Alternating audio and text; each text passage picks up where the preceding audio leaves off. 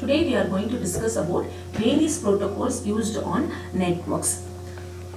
So what is meant by protocol? So protocol is nothing but is a set of rules that determines how the data is transmitted between different devices in a same or different networks. Okay, so these rules may include what type of data may be transmitted and what commands are used to send and receive data and how the data are transferred or confirmed. So that kind of rules can be defined in a protocol. Okay, so protocol is nothing but is a set of rules that allow the electronic device to communicate with each other. Okay, so you may think of a protocol as a spoken language.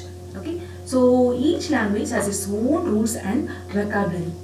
If people have the same language, they can communicate effectively. Similarly, if two hardware devices support the same protocol, they can communicate with each other regardless of manufacturer or type of device they are used. For example, an Apple iPhone can send an email to an Android device using a standard mail protocol. Like that, a Windows-based PC can load a web page from Unix-based web server using the standard web protocols. Okay, so we cannot bother about what kind of hardware or what kind of software that devices are using.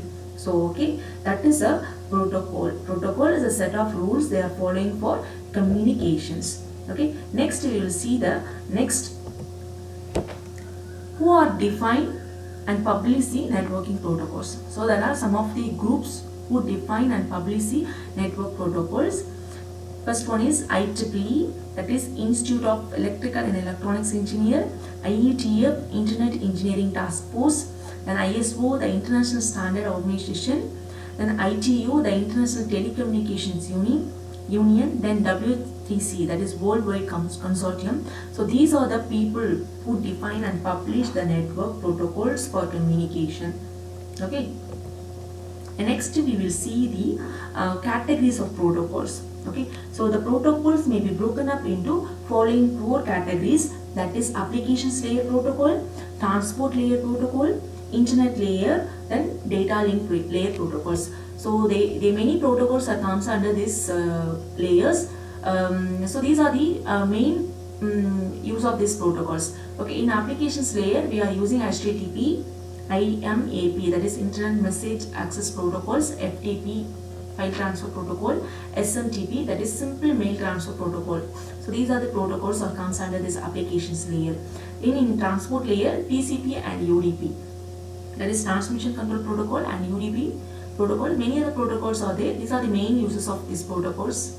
And then the internet layer, IPv4 and IPv6. Then data link layer, in data link layer we are using PPP, that is point-to-point protocol, DSL, Digital Subscriber Line Protocol, then Wi-Fi, etc. So these are the various categories of protocols. Next we will discuss about some of the protocols in these sessions. The first one is HTTP, FTP, POP, IMAP, SMTP and VoIP.